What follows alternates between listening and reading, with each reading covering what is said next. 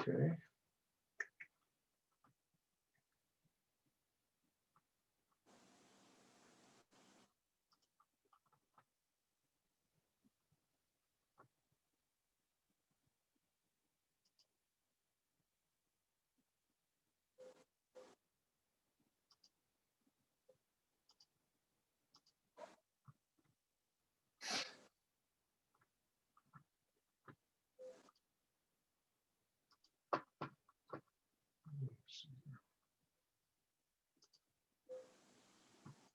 Oh, there's Mike.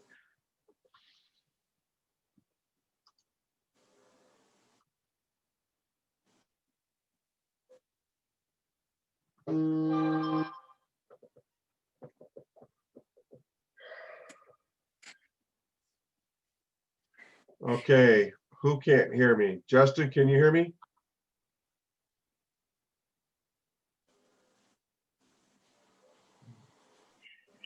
Yep, I hear you. Mike, can you hear me? Yep. Say yep again, Mike. Yes. Okay. Microphone. Move that up closer. Like that. You'll be able to hear me better.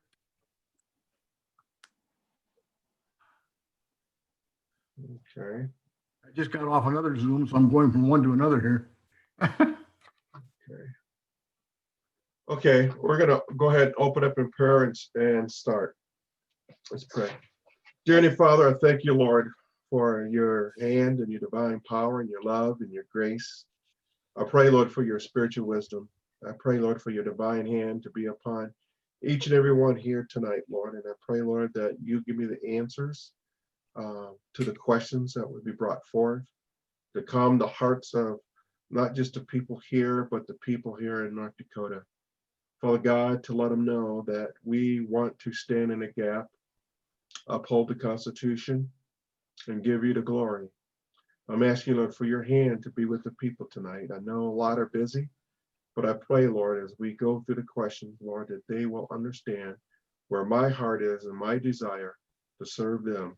In your Son's holy name, amen. And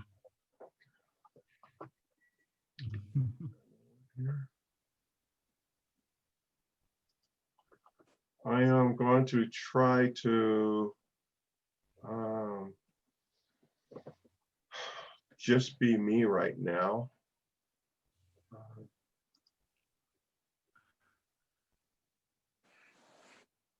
So let me see. that's good. Justin, how can I just be, will this record just me or everybody, you know?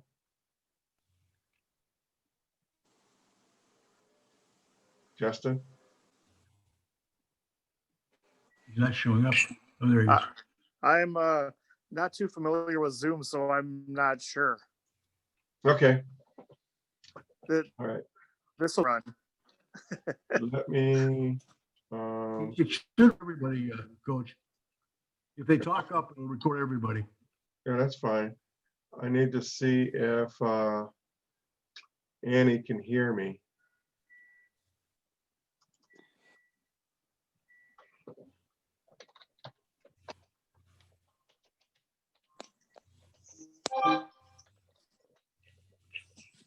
Oh.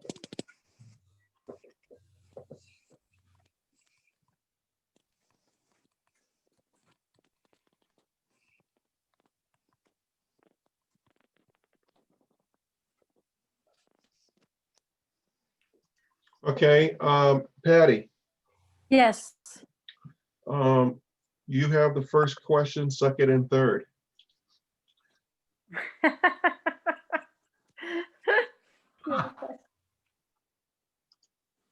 Yeah, where can I find a cheap grain bin? My husband's here with me too. We're both listening. I just would rather just listen for right now.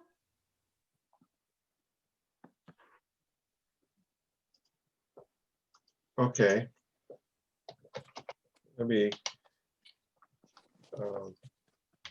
work with Annie real quick. She's having internet problems.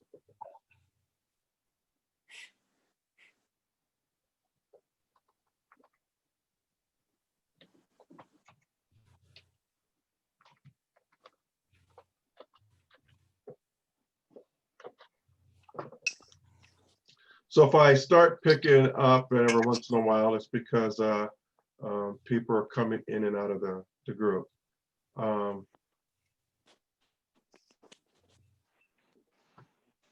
one person connected.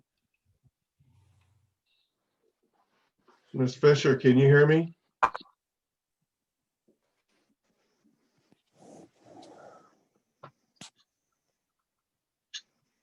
I know it's probably new to everybody. I'm going to do first as an introduction myself, as far as a moment with Coach. Because people, I'm going to try to answer as many possible questions as I can tonight, ranging from all different topics here. My name is Michael Coachman. I have been in the military for 20 years. I joined it in the military in 1977. I was raised in Connecticut. I retired from the military in 1997. I was a co-controller or a missile crew member, not the launch crew, but pretty much the missile maintenance. During that time, I got involved in politics. And some of the questions that I have received is what qualifies me to run. The requirement for the state is to be over the age of 35 and lived in the state of North Dakota for 5 years, which tells me that not just I can run for office, but each and every one of you. I think one of the biggest drawback or detriments that we have as far as in government, we always think that individuals have to come from a professional background, make millions of dollars. I don't think that's the way our government was set up. It was set up for people. It's we the people, anybody.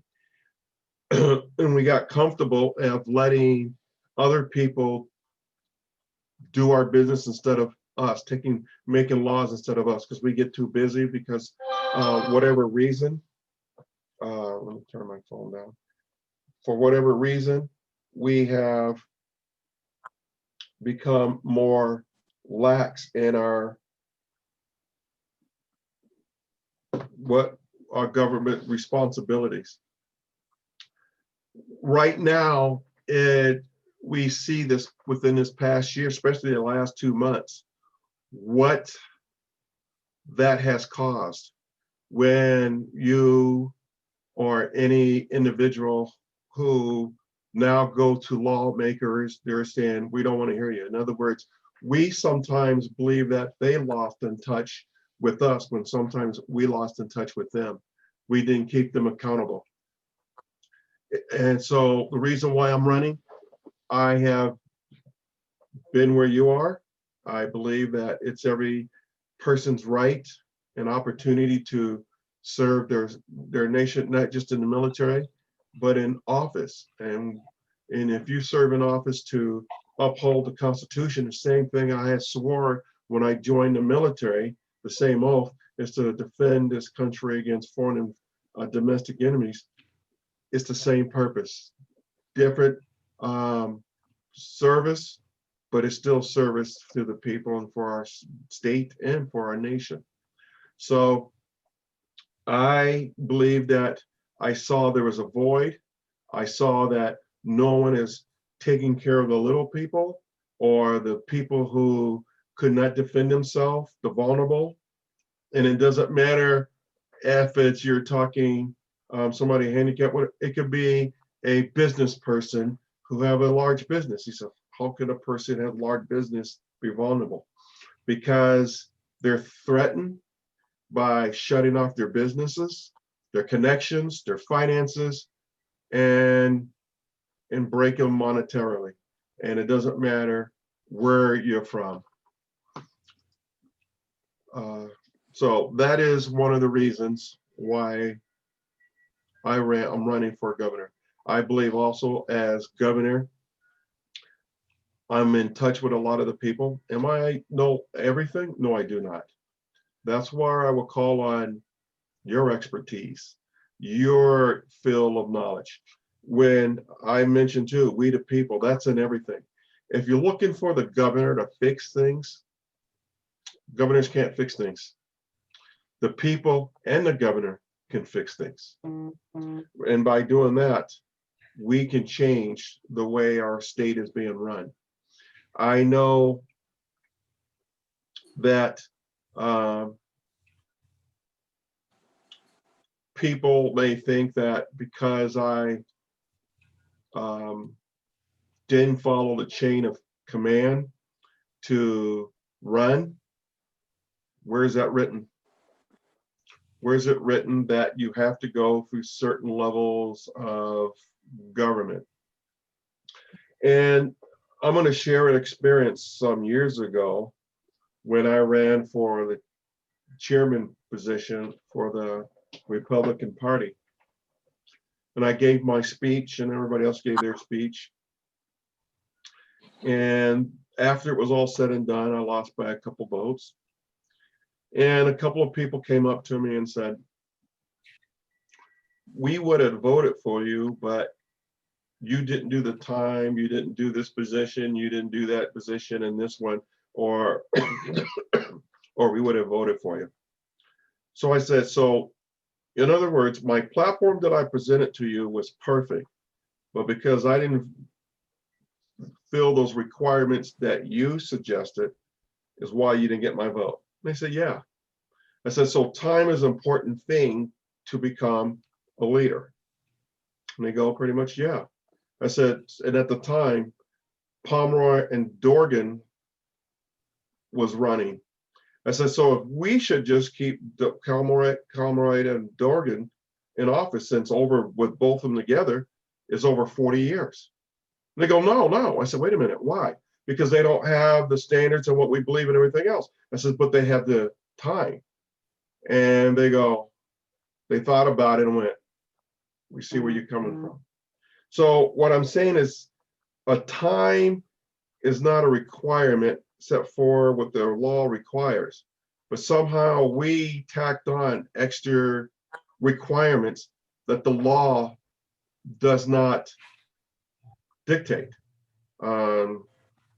So with that, you have to change your thinking. If people who have a desire to serve school board, city commissioners, mayors, how do they get that? They get it if they have a desire and they want to do what's right, you elect them.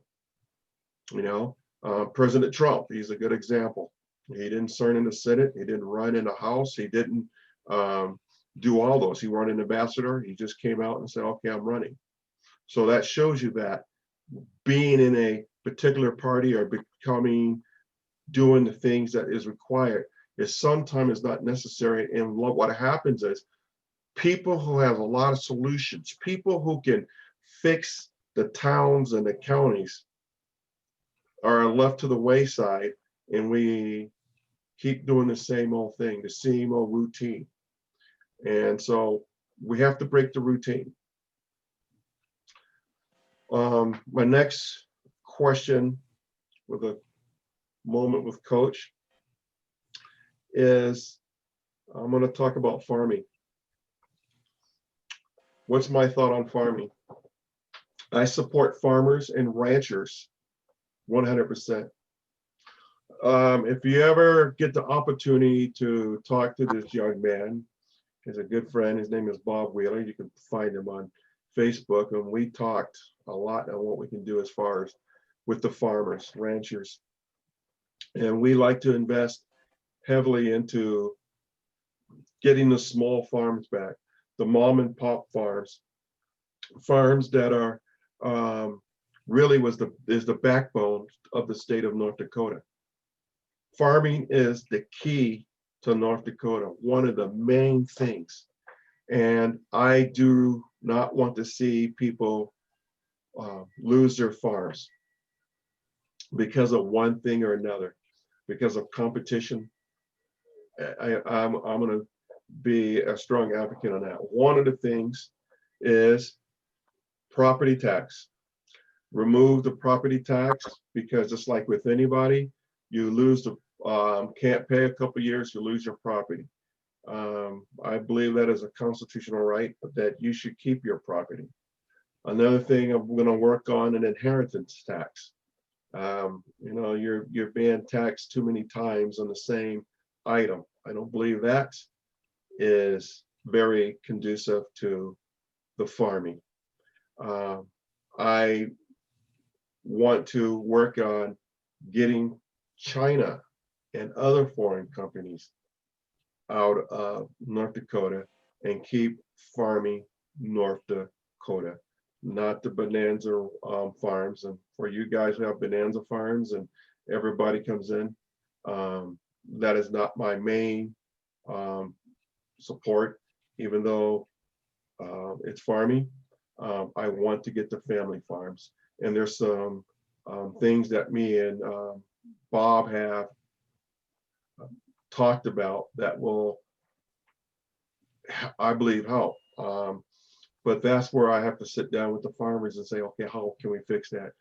Starting with the smaller farmers. Then we work up to the bigger farms because they're already producing and everything. I want to keep the small farms in the family.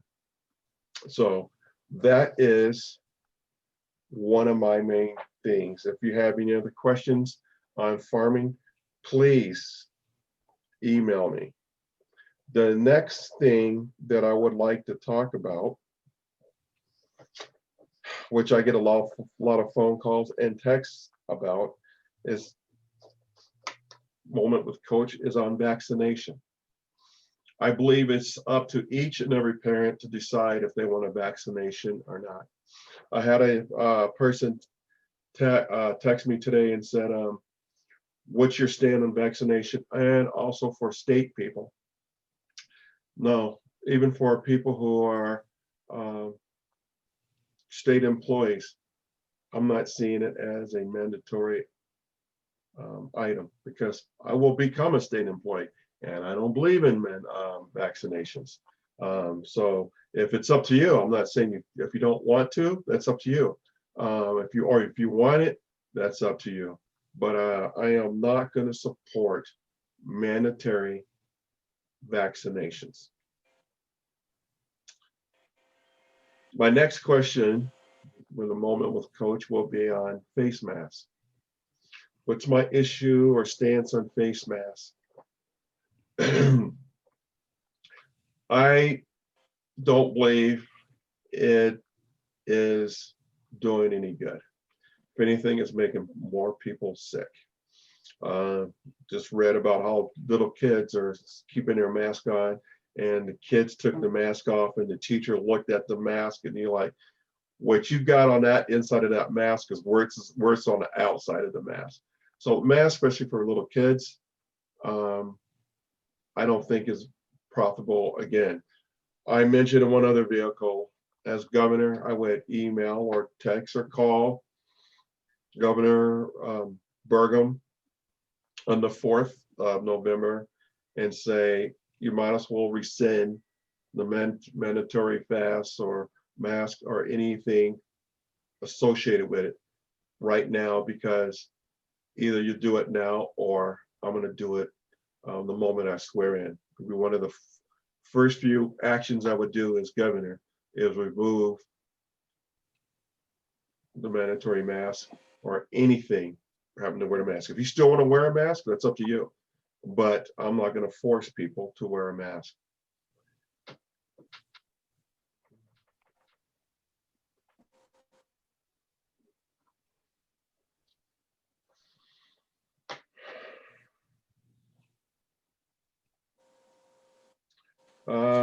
My next question I got here is for veteran affair, is one of the questions. I will do everything in my power to work for veterans. I served in the military 20 years. One of the things I would like to see is not just for the main person with post-stress disorder, but also the spouse. One thing I've learned over the years is sometimes one member starts to become a recluse and just wants to sit off. The spouse may think, is it me? Is it my fault? Am I doing something wrong? And they will start going into a spiral. And most people forget the other member, the other spouse is also suffering too.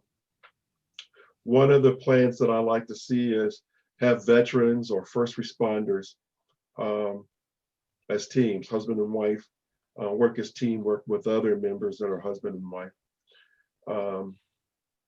Military with military, some other first responder with first responder.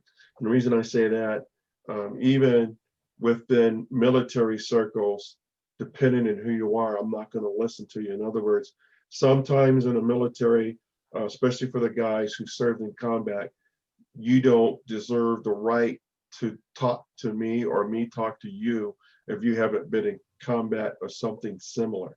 So the pairing up, it has to be precise to help the members, especially the main members. I think the spouses, most of that will probably be ballpark, but it's learning how to work with that. I like to see more for our military members and how we can provide services for them through the state. I know we have a great educational program. I took advantage of that, but there's other things that we can do more to help our veterans. We got a lot of veterans in the state of North Dakota. Every time I go out, I see, like today in Sam's, I had a Korean War vet, and I said, hey, thank you for serving. He worked on F-100 and F-102s, so that's how far back he served. But meeting the needs of our veterans are a key. Another coachman moment that I like to discuss is long care facilities.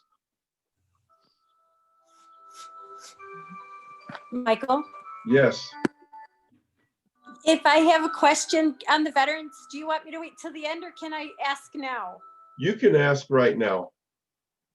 Okay, so the veteran thing, is that what you were on? I'm just wondering how you feel about, so right now, if you're a veteran and if you make over a certain amount of money, that you are not able to use any VA facilities because they say you make too much money.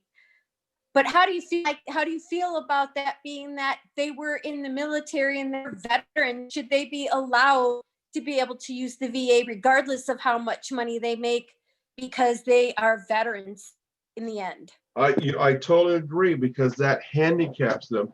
In other words, what it does, and I seen it in my friends. They're like, what do we do? Because we have that ceiling. Do we go out and find other jobs? Do we, without losing? Because some of them are in rough condition. But what it's doing is penalizing them for service that was rendered in the military against them. I don't believe it should. If they serve and they're 50, 60, 70% disabled, and they want to go ahead and get another job because they already served 20 years or 15, 10 years, whatever it may be, but they came out with a disability, it should not be held against them. So if they wanted to get a $110,000, $120,000 job, I have no problem with that. They can still be to use the VA facility, and I will work with that. If not, we will do something to compensate those veterans here. I believe in one of the things that I was going to talk about, maybe natural medicines. We can do whatever we can in the state. The state has more power than you can imagine. And I would talk to Trump. I'm sorry if I'm rabbit trailing, because I got two different thoughts going on here to help our veterans. I was going back to that first one. I would talk to Trump and say, what can we do? What can we do to have these veterans who want to still have the use of the VA hospital, but not be penalized because they want to better themselves? You know, it's like, why do I better? Because when you look at the loss of the medical, it's huge, you know? So if they make, I think it's almost like 56 maybe $60,000 a year, I think they can probably make before they start losing their benefits. Don't quote me on that. But if they wanted to get a $80,000 job, they would lose close to maybe 30 to 40, if not 50% of their medical benefit, which is what they need. And that's what got them out to become disabled. And you're going to take that benefit where they have to pay out of pocket for something that they have acquired while they're in the military. No, that's not fair, and I don't think it's right. And I will do everything to help those veterans. Like I said, I'm going to do everything I can to help veterans. Some are still reeling from some of the actions they had taken from Vietnam, Desert Storm, Desert Shield, different actions that we may never know about. Those guys are trying to do their best.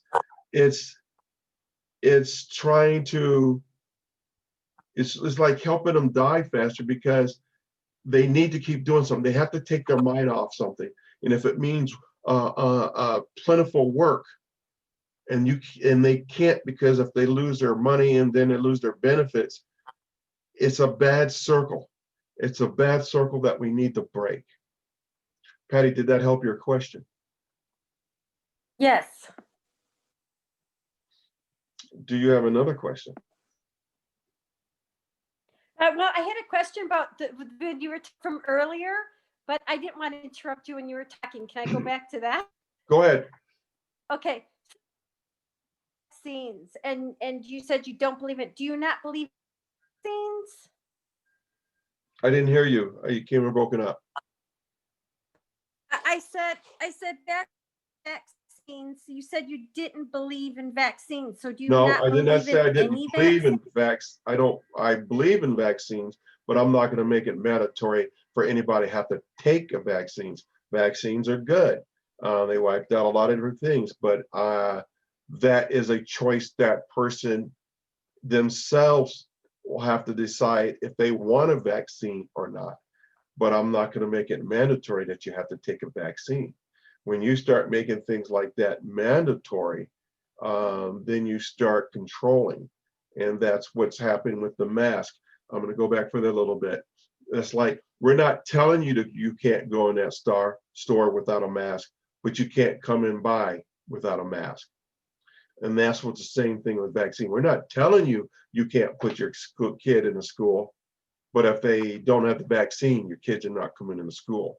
So in other words, it's forcing you to do something that you don't want to do passively. Did that help your question, or do you have another one on that? Yeah. I guess I must just, there are some really good vaccines out there that, in my opinion, a lot of us alive these years, such as polio and, the Oh yeah, big like I ones. said, but it's still up to the parents. What I'm doing is giving it back up to the parents. The parents are the sole responsibility of themselves. It's you as an individual. I want to keep you as an individual that make the decision. I don't want government to make decisions for you. That's the problem that we're running into when the government makes decisions for you. I don't want to do that. If you want a polio vaccine and Mrs. So-and-so don't, that is her choice. I don't want to force it.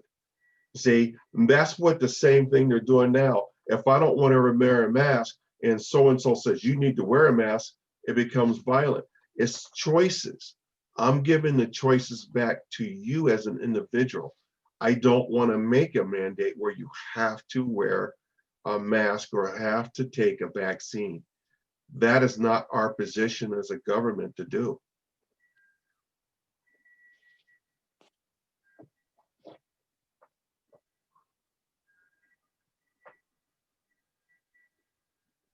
I'm looking to see if anybody texts me a question or something like that. I usually get those. Okay. Did any Second Amendment? What's my stance on Second Amendment? I believe after I take office, I'm going to be your first open carry governor. I believe everyone has a right to bear arms. I do not believe in the red flag because it can easily be misused, abused, and everybody has a right to defend themselves, their properties, and to help defend other individuals. Not only that, Second Amendment was the main thing, is to have a well-armed militia because our government could become a tyrant, and it's really to protect yourself against the government. So a lot of the regulations as a governor, I would remove. I want to make it where if you want 20, 30, 40, 100 guns, it's up to you. One thing I caution, depending on what moves that the we decide on as far as what your Second Amendment right, but I want to make sure it's right. You got to remember you're going into other states. They may not follow the same rules as North Dakota. So I like it almost like a everybody can open carry. Places where they had a majority, I think every place I know, I haven't found any place where people open carry that there's a high crime or any type of crime, theft, rape, assaults are really almost to a minimum when everybody open carries or even concealed carries, because everybody knows everybody's is carrying. So crime rate you will see drop dramatically from the statistics I have seen. It's going to be beneficial. Anybody has a question on that one?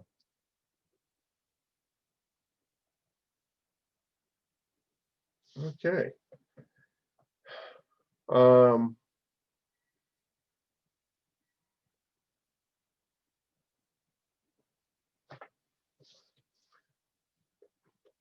Coachman moment on abortion.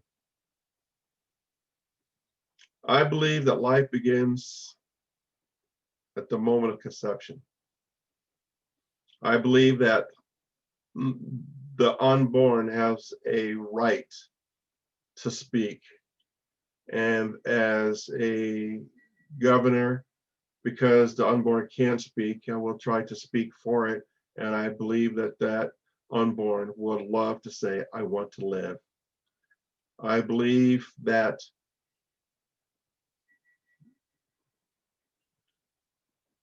life is precious. Life is the most valuable thing that we have. And as your governor, I will do anything and everything to help protect that life. Now, with that, it did draw up questions because some people have asked me what about rape or whatever the reason why they unfortunately had it on bad circumstances. My answer was adoption. I will do everything to make adoption here in North Dakota easier for these individuals if they choose to give up their baby, that I would make it easy for them to give it to some parents or adoption agency. I would redo the whole adoption agency and foster care to make it a lot easier for people to adopt newborns and young kids.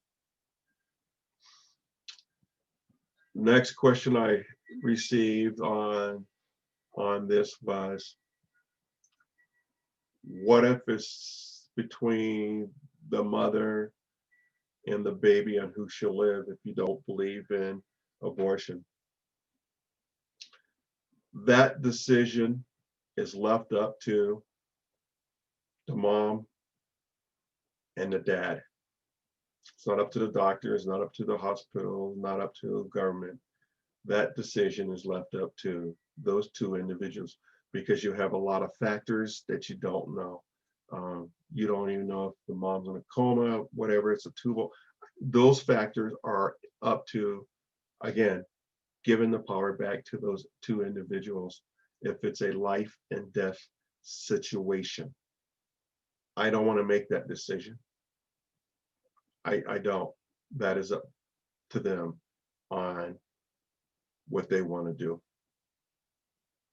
Because I don't want to live with that decision. So I'll leave it up to them. Any questions on that one? Okay.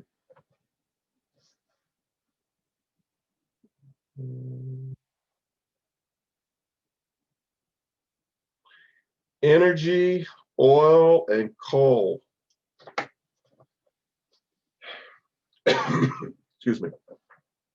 Coachman moment with energy, oil, and coal.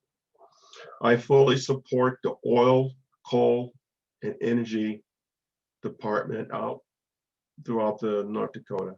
I'm a full supporter. We need to sit down to see how we can utilize your energy. I don't want the oil field to go away because I believe we're going to have another major boom, but we need to be more proficient in what we do.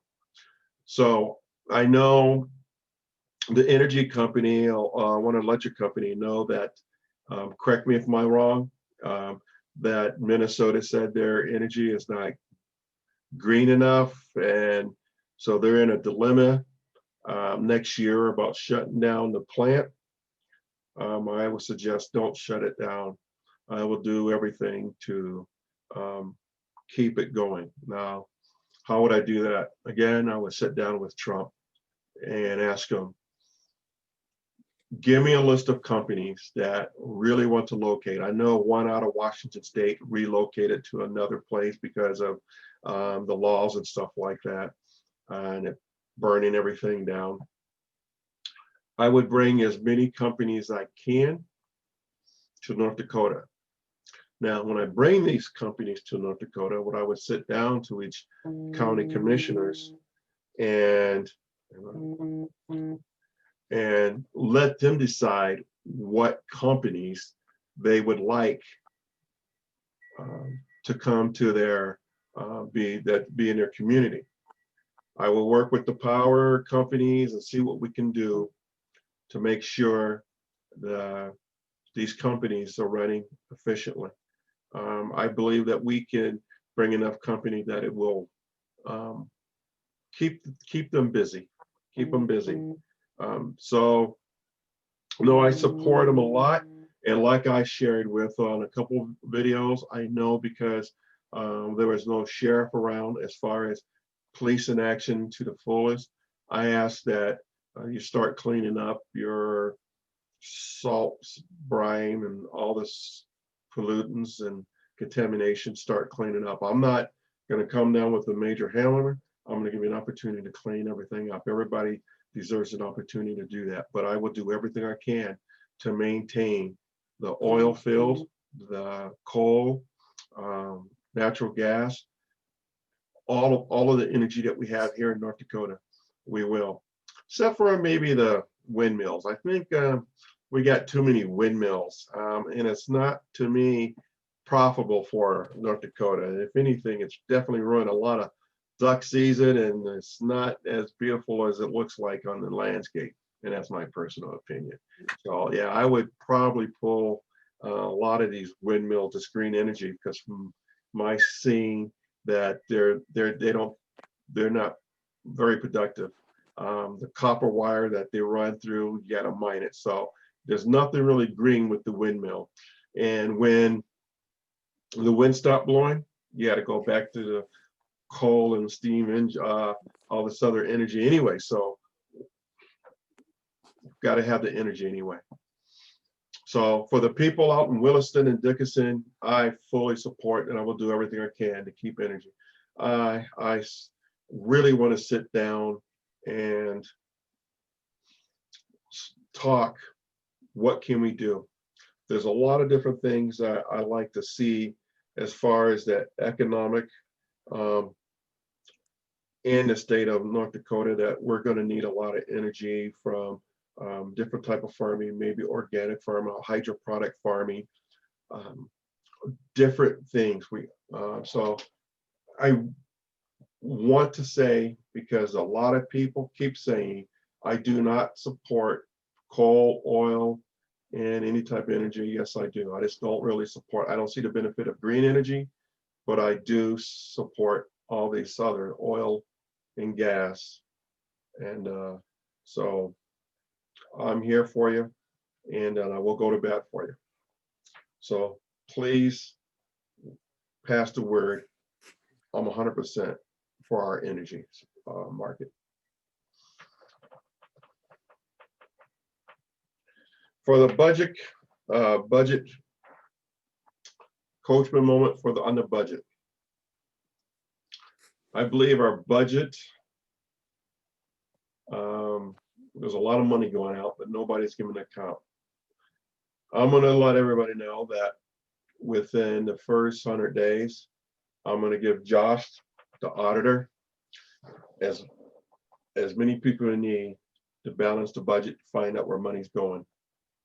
And I will cut unnecessary spending, which I know we have, funding that goes to things that should not be supported, and help the funding to places where they really need the funding. So I'm hoping to have, maybe by the end of the legislative section, that we will have a known position on where our funds are. All right. Somebody from Dickinson. Hello. Hello, Mr. Coachman. How's Yeah. our governor? Oh, I'm doing great. How are you doing? I'm doing fine. This is Belinda Schwicking. Yes. Let you know that I am live on Zoom asking questions and answers. Oh, I didn't know that. Oh, well, that's okay. Did you have a question for me that I can put on this Zoom meeting?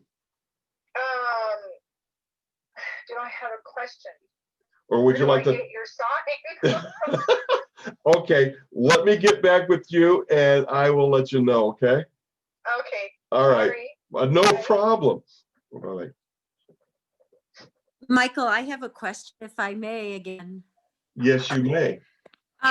Okay, so talking about, where our money's going, what fund is it true that it's got $6.8 billion in it? Is that the accurate amount in our legacy fund for North Dakota? Can you say that again? I could barely hear you on that one. Oh, I'm sorry. So, how do you feel? What our legacy fund that we have in North Dakota? I believe it has $6.8 billion in it. Is that accurate amount? I don't know the exact number on that, but it is a lot. It's got a lot. Yeah, it's got a lot of money in it, and all they keep saying is they want to save it for the future. We'll need it for the future. Okay, so $6 billion is a lot of money. So who's in charge of that $6.8 billion? Who's in charge of it? And if it happens to be the senator, what would you do with that money? I would take. If you had. Go ahead. Go ahead. No, go ahead. If I had, what would I do with the 6.8 million? I would do everything to start fixing our state up to where it is. They keep saying in the future. That, that I want you to think about that question. It's for the future. Every day is the future, so we can't use it until tomorrow, but we need it today.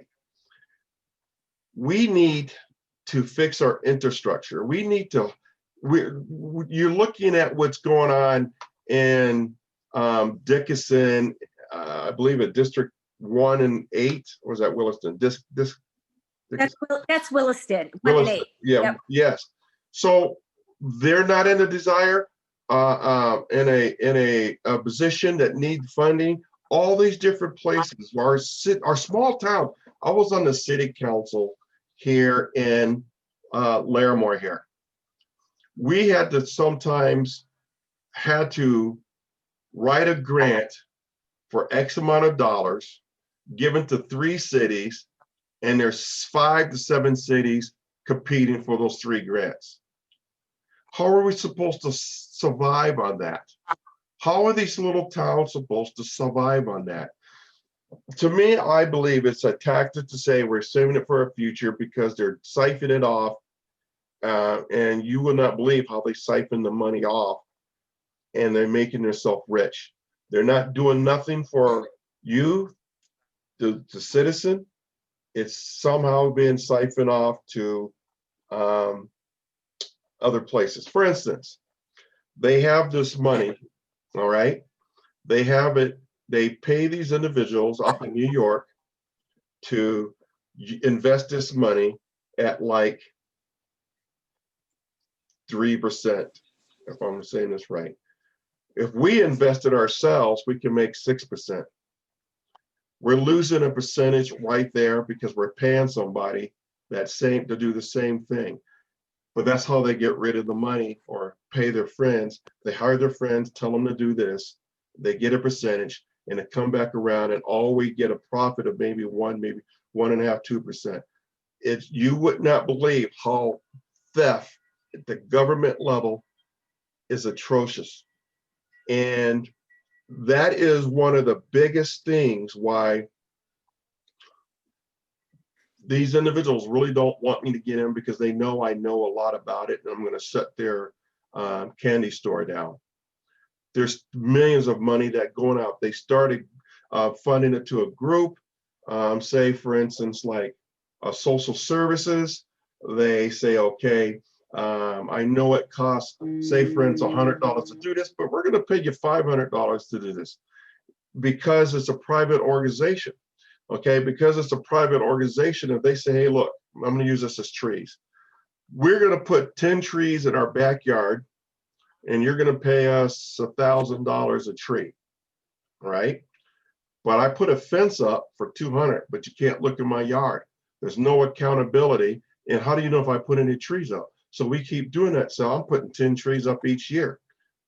But meanwhile, there's really maybe 1 tree in the backyard.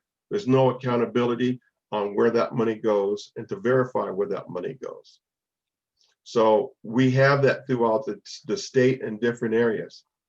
And I would really say it, but that is one of the things I don't want to give a heads up, because when I come in, I want to clean house and catch them red-handed. Did that help you, Patty? Yeah. I just, to me, sit there on $6.8 billion when the money can be used now, sitting on it till it hits 10 billion. It doesn't make sense to me. It I'm not doesn't saying make a drain it. lick of sense. It really. And I'm not saying drain it account, but let's use it to help, like you already said, District 1 and District 8. Those are, they definitely need some money in this part of the state. I'm not saying drain it, but we need it. Well, that's a funny thing because where are you at, Patty? Williston. Okay. Why are they merging? Why are they merging District 1 and District 8? I think it's because District 1 wants the money from District 8 surplus, and District 1 is in. When they merge the two, we're still $2 million in debt if they merge the two, and so it's that's why I think. And then why is there a a Canadian company wants to come down and invest almost $11 billion once you merge? I have no that.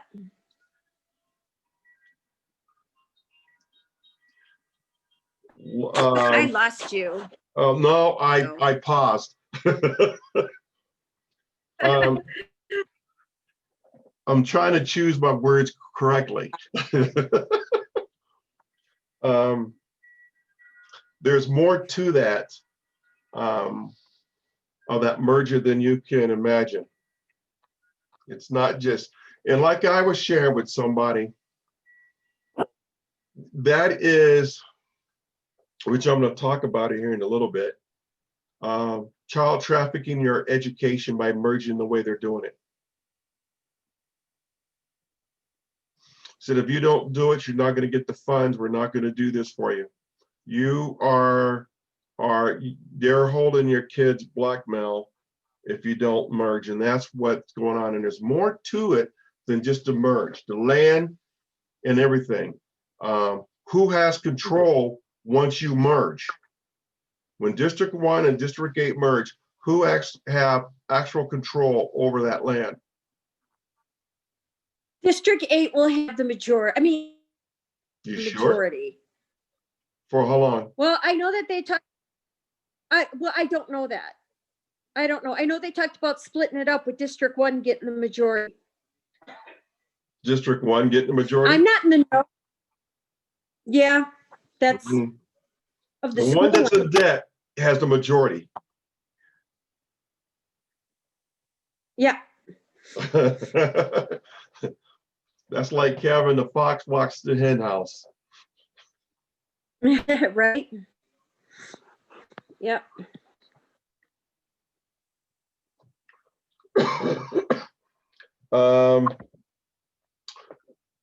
One of the things I want to talk to you about in a moment with Coach is also, I alluded to a little bit, was long-term care. I think we need to look at long-term care. I was an Osmondman also here in Larimore, and one of the most valuable resources that we have is people. And out of those people, we have the elderly, which are moms and dads, grandpas. And I think in some facilities doing a good job, but lately, what I see how this COVID had hit, it really is doing a number on our elderly people. One thing I want to do is find out, again, it's a financial thing. I have a friend, the mom is in a nursing home, and they pay, I want you to listen to these figures, $12,000 a month for care. That's just one person. That is going to drain their purse in no time, and they're not getting $12,000 in care. I guarantee you that. So I need to work with people who are dealing with people or their parents or their loved one, people who know someone, and see what we can do to find out where the money's going. Two, what can we do to encourage more better care and better food and a better program. I think, and I was talking with this one gentleman yesterday, was interviewing me for one of their programs, and he stated this here: the average age of an older guy who like a farmer that goes into the nursing home, he asked me, what's their average age of living? I said, he was probably 2 years ago, no one. He said, farmers, they work from sun up to sundown, that's their whole life. So when you put them into the nursing home and they don't have nothing to do to work with their hands, they have no hope. And he said they die within a year. So the women a little longer, they cook, they can do hair, they do these different things, and their life expectancy is a little longer. And I said, you're right. I said, we need to do programs to utilize these older individuals. I mean, if they're still cognizant of what's going on, they can do tours, they can help with the schools. I said, matter of fact, one of the things that I like to see is they can mentor foster kids in the meantime until they find a placement in their home. There's so many different things to inspire and utilize our older generation instead of putting them to the wayside. So that is what I plan on long care.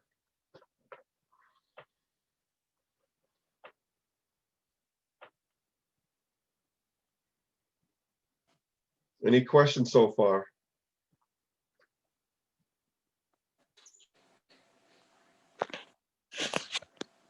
Thank you, Patty. Oh. Another one that people ask me was on immigration. Like illegal aliens or bringing people in from other countries. This is my thought here. This is what I believe. There's a process that we have set up in the United States that people who want to come to this country, they can take the test to become a naturalized citizen so they can assimilate into our societies. That's what I believe.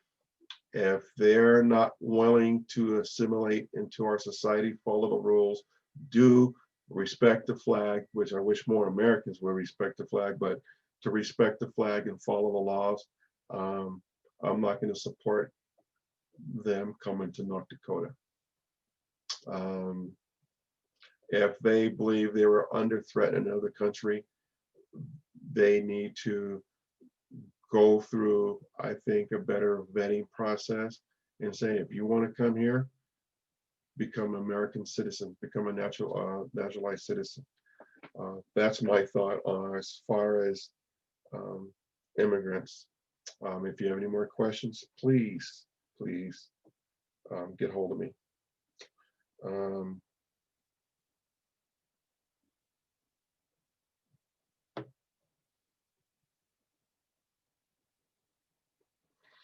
First Amendment.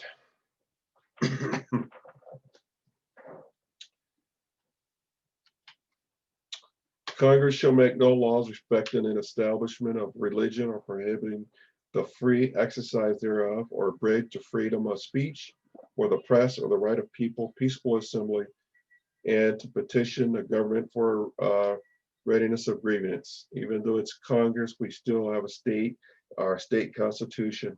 I believe that we shouldn't be doing anything that will hinder our freedom of speech or press or the right to peacefully assembly, and that means 6 feet distancing.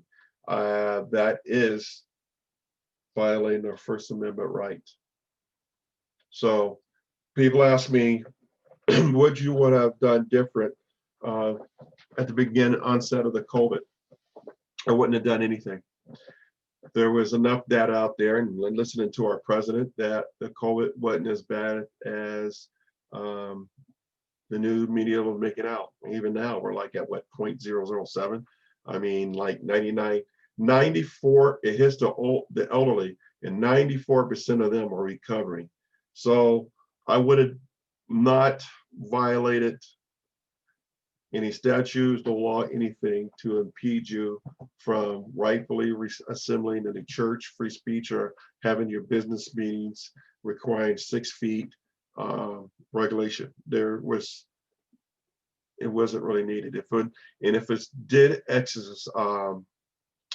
start to get worse, I would have started with big businesses like Walmart, Sam's, Costco's. Why? Because that's where everybody meets. That's a big, more people meet. Why you close a place that has 4 or 5 people compared to somebody that has 200 to 300 people every couple hours? So if anything would have hit first, would have been the large department stores. But even that, it would have been a discretion on the stores.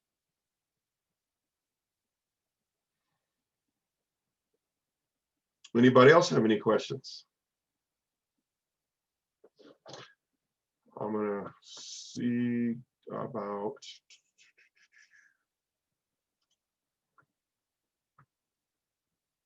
everybody's in.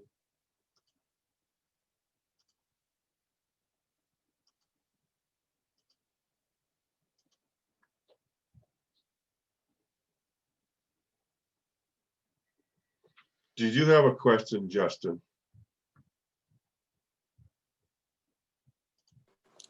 I do not. Right Mike, at do the you have moment, a I don't. question? Yes, Coach, for being here, and I wish there was a lot. Right. JD, do you have a question?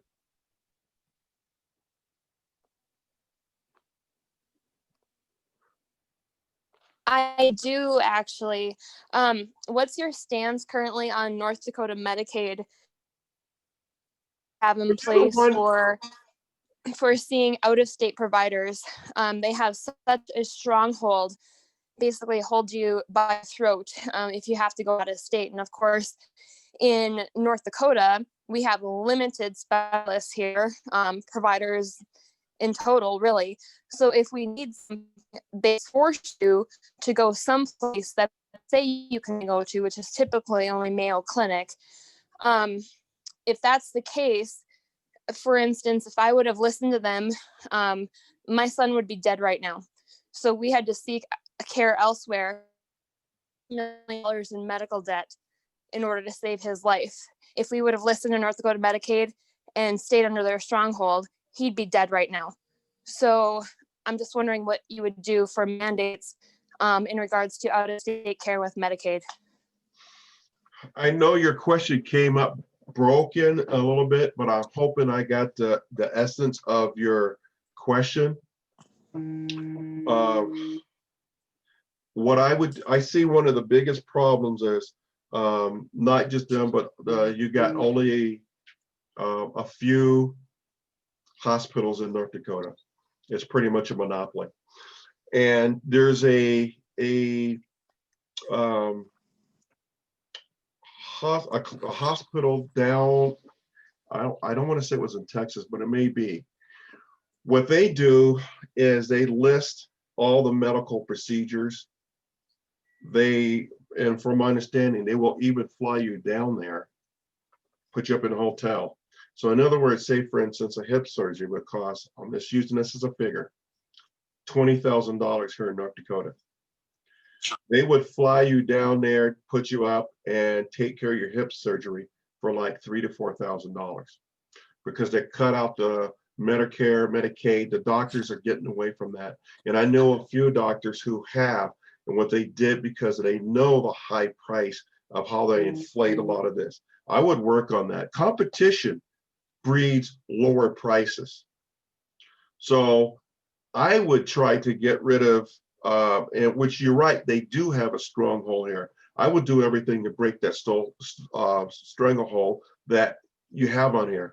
I would like to see a whole bunch. If it means bringing natural medicine doctors in or bringing other companies in or doctors that can operate more freely, because I know that in Grand Forks, I don't know how many times they tried to break away and they shut them down, and they were going to charge lower prices and they didn't need Medicare and Medicaid. In other words, you can spend, say for instance, like I said, like that hip surgery would have cost $5,000. They would say, hey, look, half of it up front and work on a payment, because now they don't have that middleman of Medicare, and they're not inflating it. And that's with all your bandage, gauze, anesthetic, all of that was already in there. It's all in one package because really it's really inexpensive, and they make more money doing that. And it's more client orientated because they're doing everything to take care as a client. And they know that it's inflated over 100 times. So I would do everything I can to break that stronghold.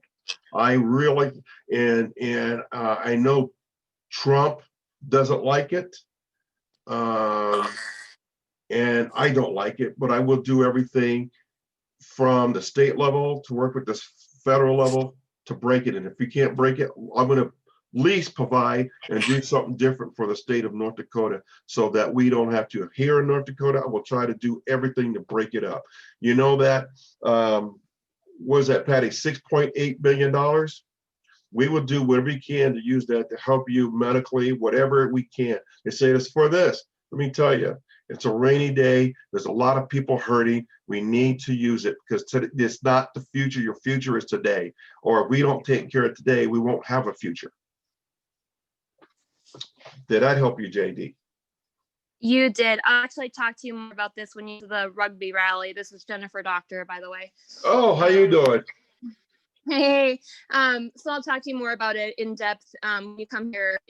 to rugby because such a long story. I'll actually just type it out and give it to you on paper, and you can read it some other time. But No, um, I'm gonna let you know now that you might have to email it because I may not be at the rugby rally. My lieutenant governor will be.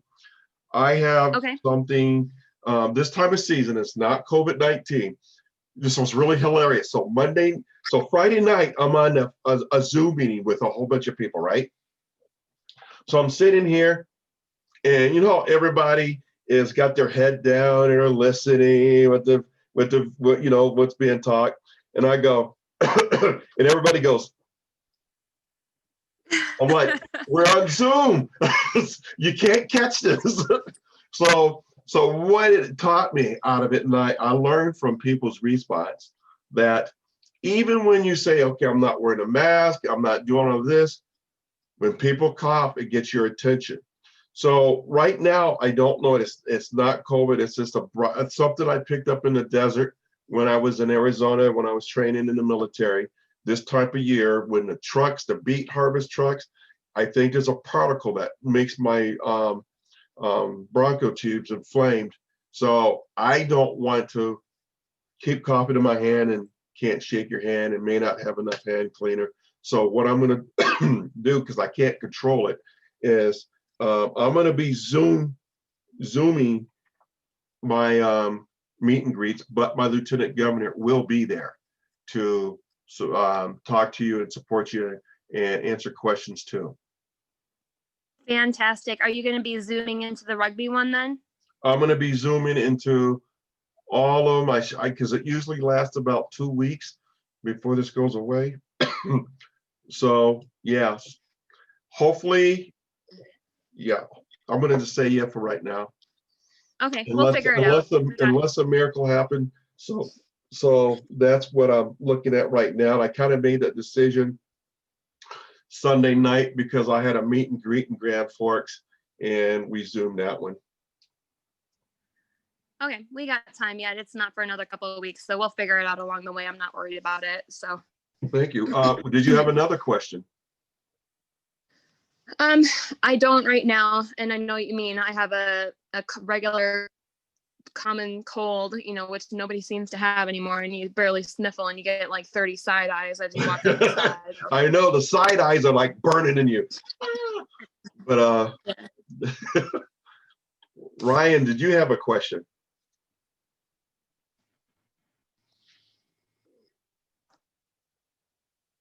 Ryan, can you hear me?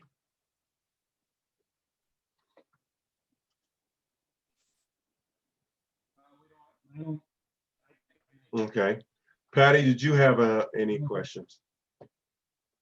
I totally understand your Hold on a minute. and I totally understand your health. Hey, Ryan, can you repeat that? You are fading in and out, and I don't think anybody can hear you. I'm a ER nurse, and we've been seeing a lot of respiratory stuff with harvest, and a lot of it's allergy related. It's not COVID, so You sure? get better. Yeah, we Yeah. test a lot of people. Yeah, that's what mine is right now. I mean, if this happened back in March, it probably would have been a different story, but it's harvest time. Everybody gets this. My grandkids, everybody gets snotty nose and ready eyes. So yes. Where are you from, Ryan? We live just north of Jamestown. Close to Jamestown? Yep. Okay. We have a meet and greet there, I think, in another week. Yep. October 19th, I believe. Okay. Did you have any other questions, Ryan? Nope. Pleasure to have you on. Patty? Nope, you answered all my questions. Thank you. Yeah, for the lady who was just going to listen, boy, you threw a bunch out there. Yeah, okay. I have to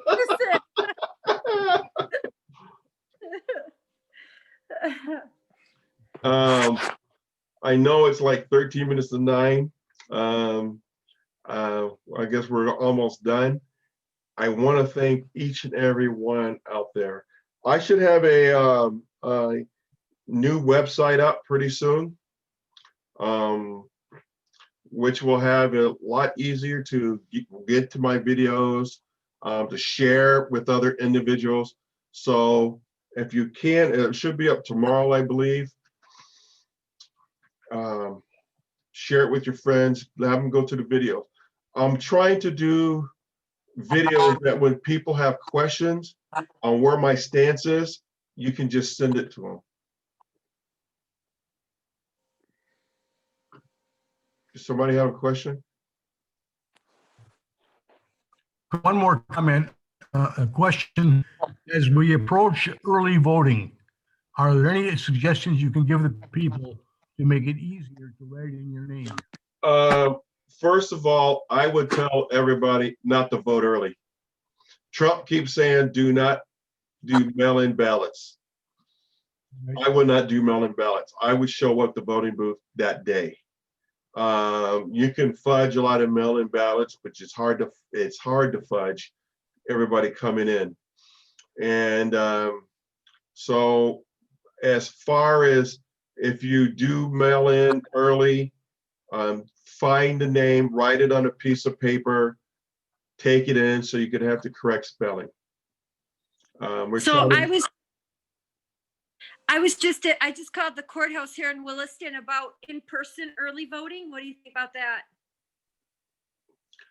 That is almost the same as I would say almost the same day, but I would just do the same day. That way, you know, it's the thing of it is, Patty, on the primary, did you know how many people voted? No. 150,000. Okay. 50,000 votes were not counted. Here in North Dakota? Yeah, in North Dakota. Really? Which means 1/3 of the voters didn't have an opportunity to fix their vote or have an opportunity to cast another vote. So when you go in person, if you have a mistake, you could fix it right there. They could block out that one voting thing you had, ballot, and they can give you another one. When you mail in, if you made a mistake, that's it. You can't fix it.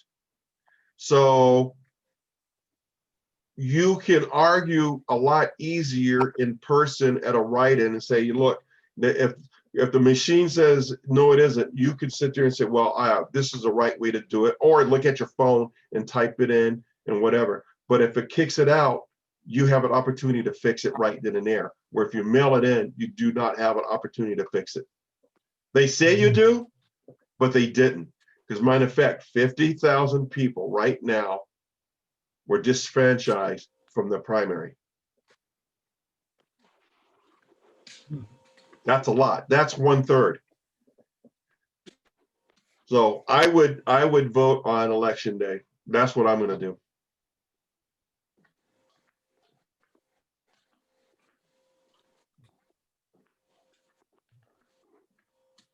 Any other questions?